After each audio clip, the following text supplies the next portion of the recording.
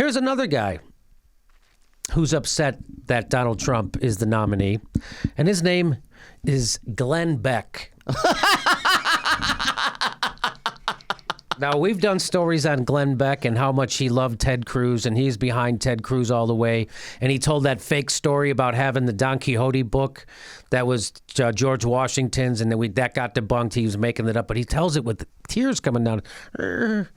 And so here's what Glenn Beck has to say about a Donald Trump potential nomination. Here we go. Trump is the face of the GOP. Well, that makes us crony capitalists. It makes us wafflers. It makes us pretty racist. It makes us big government guys. It just you name it. It makes us that. Well, I'm none of those things. And so I can't say, well, these are my friends, because that's my future. I will. He was describing himself. I thought he was describing himself. Yeah. Crony capitalism, they're 100% for crony capitalism. 100%. Sure. Unless you're against the Koch brothers all of a sudden. Right. Racists, wafflers, Wafflers. all of that. And by the way, Glenn Beck is the person who led to this more than almost any other pundit, because he is the person who championed outsider government. He's the champion of this. This is, by the way, this might even, you're right, 100%. By the way, he says, I'm not a crony capitalism, I'm not a waffler, and I'm not a racist. You got kicked off of Fox News because of that racist crap you said about Barack Obama. Do you remember? That's why you got kicked off, because you said Barack Obama hates white people. Well, he's still convinced he's not a racist. He's like all Republican racists. They're like, I'm not a racist. And you're like, all of a sudden our party's going to be considered racist? Dude, the Southern strategy since Nixon, 2 out of the last 3 RNC chairmen have apologized for the Southern strategy. That's not me. That's the chairman of the RNC. Apologizing for the Southern strategy. What is the Southern strategy? It's a racist strategy to win votes, to scare white people of black people and brown people. You use dog whistles, but Trump isn't using dog whistles anymore, and that's just too much for Glenn Beck. He's upset. Everything he just said, it's you. It's you. He's got more to say. Tolerate it. I don't want my children to look at that man and say, yeah, he's my president. I won't have that. I will not endorse it. I will not tolerate it. And that's why I'm in a suicide pact with my family. What do you mean you won't tolerate? What are you going to do? You going to poke your kids' eyes out? What do you do? Blind them?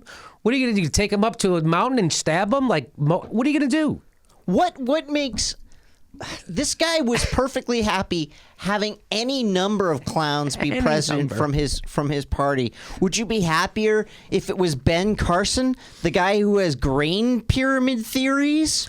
Would you be happier if it had been, I don't know, Michelle Bachmann? You're against the lady who thinks that the weather happens because we make policy decisions? Like, this is the same guy who was okay with Sarah Palin being their vice president. But somehow Trump, oh my God, by the way, how is that a bridge too far? How? All these people were okay with Sarah Palin being a heartbeat away from the president. And now all of a sudden, whoa, wait a minute. Now all of a sudden we have integrity. And by the way, you're against crony capitalism, Glenn Beck. The guy you were supporting, Ted Cruz, couldn't be more in the tank for Wall Street. What are you talking about? He's up there kissing their ass, taking their money all the time. His wife is an executive at Goldman. What are you talking about? You're not against crony. He's not against. Oh, that's so funny. It's like, well, he's all these things that I guess we are, but I'm never going to admit it. And you can't deny it when you look at Trump. He supported Cheney and Bush, the poster children for crony capitalism. The guy who left the Reagan administration, became the chairperson of Halliburton, and went back into government so he could get Halliburton more contracts. And Halliburton gave him $30 million as a down payment on the Iraq war. Cheney got that when he left Halliburton. Here you go. Here's your $30 million. And but somehow Trump, the guy who sells steaks, is a bridge too far. It's too much. Let's see what else he has to say. And I refuse to have my children think that I tolerated that. I won't tolerate it. For my children's sake, for capitalism's sake, for the Constitution's sake, for the party's sake, you have no chance of winning. First of all, let me tell you this. Donald Trump is now, what, 81% anti-Hispanic? The Hispanics are 81% against him? I think it's higher among. You think it's higher now? So in the 80s, okay, anti-Hispanic. Okay, Hispanics are like, I'll never vote for Donald Trump, and they're now 16%, or only 16% are left saying that they will vote for a Republican. Let me tell you something. I don't know how many Hispanic votes you think Mitt Romney got, but this has been your problem. This is not something new that Donald Trump brings to the Republican Party. You guys are already pretty devoid of minorities. I don't know if you remember the prescription. Remember Reince Priebus? Well, we got to figure out what's wrong with us. Hey, turns out we got to do more outreach to minorities. So this isn't a new... Again, he's pretending like this is all Donald Trump. Like that's what the Republicans are going to do now. We're not that way. We're not the racists. We're not the crony capitalists. We're not the warmongers. We're not the... You're all those things. You're all those things. Your misogyny is all... You just got called out on it. This is like a tumor going, hey, I think we might have cancer. Yes, Oh. it's like a tumor saying, I think we might have... By the way, I like the fact that he says, for my children, I will not... For my children. Glenn, let's be clear. Your children fucking hate you. Yes. They think you're a piece of shit. Yeah. There is nothing that could happen on your watch that they won't think you're a piece of shit. So don't worry about that. They'll be in therapy. Yeah. Yeah.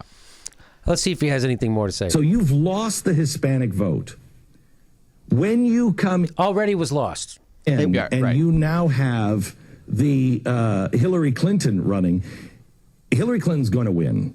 Now, I say that with the caveat of I've been wrong this entire election, so maybe Donald Trump wins. But let me tell you this, one way or another, and he's not going to build the wall. And if he does, then I'll apologize to him on that day. But he's not going to build that wall. And Mexico's not going to pay for it. And if he does, I will apologize on that day. But here's what happens. So what is the point of making that prediction then? He's not going to do it, but he might. And if he does, I'll say I was wrong. So don't say anything. Right. Why are you even bothering? What do you mean? Well, I will tell you this for sure. And if it doesn't happen, then I was wrong. Because either something's going to happen or it's not. Either that will happen. Yeah, I'm going to predict right now that he won't build that wall, and if he does, then he did.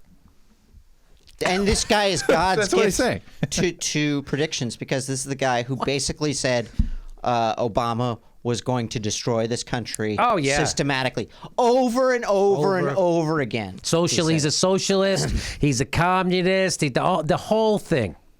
And the whole thing. And let's see if he's got anything else to say. Because Donald Trump is the GOP candidate, and I believe Hillary Clinton is going to win because of this, you will never elect another GOP person to high office ever. Ever. That's what he said. You will never again elect a GOP to high office. I never thought I would say this, but your mouth to God's ears, Glenn.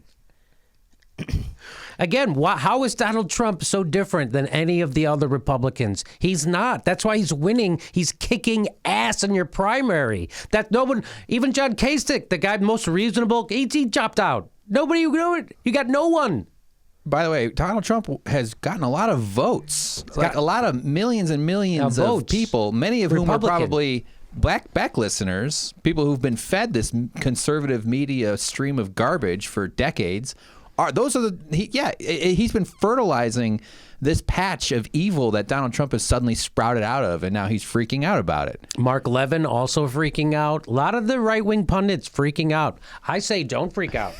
And you know what? Here's the thing. I say don't freak out. You know how It's fun to watch. Don't freak out. At least, but I have a very simple rule, which is you get to freak out about Donald Trump if you're a Republican if you take responsibility for your part in creating him.